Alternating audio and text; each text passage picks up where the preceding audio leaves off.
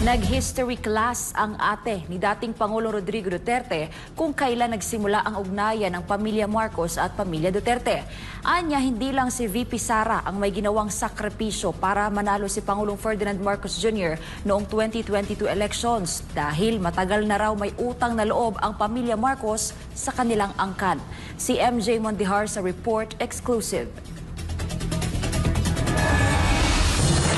Para sa maraming kabataan ngayon, si Vice President Sara Duterte ang itinuturong dahilan kung bakit naging posible ang tagumpay ni Pangulong Ferdinand Marcos Jr. noong 2022.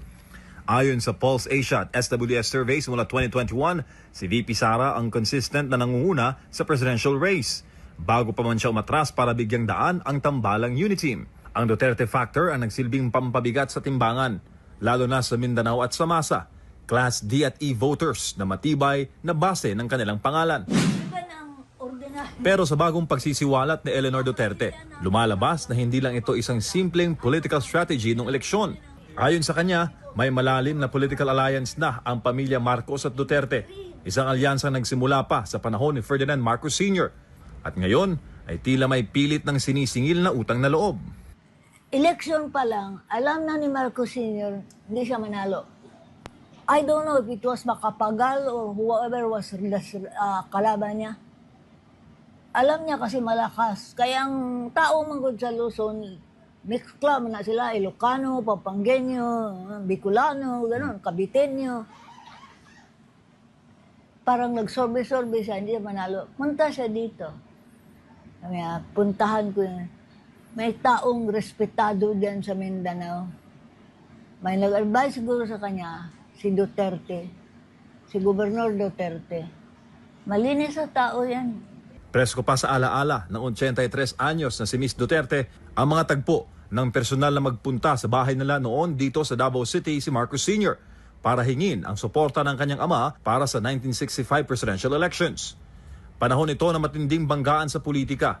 Isang no-holds-barred na labanan sa pagitan ni Marcos Sr. at ng nooy nakaupong Pangulo ng bansa na si Diosdado Macapagal. Punta siya dito. Kinausap niya ang tatay ko, tulungan siya. To win enough votes in Mindanao to offset doon sa kalaban niya. First term, he won. Sabi ng father ko, tulungan kita. But in Mindanao at that time, mga leaders dito na may pangalan, even in the region of Sulu, Pulo, ganyan. Kaibigan ng tatay ko yan eh. Kaya, for him to campaign, say, butuhan na nato si Marcos kay dili ni mo daog ang yang kalaban dito, malakas sa Luzon.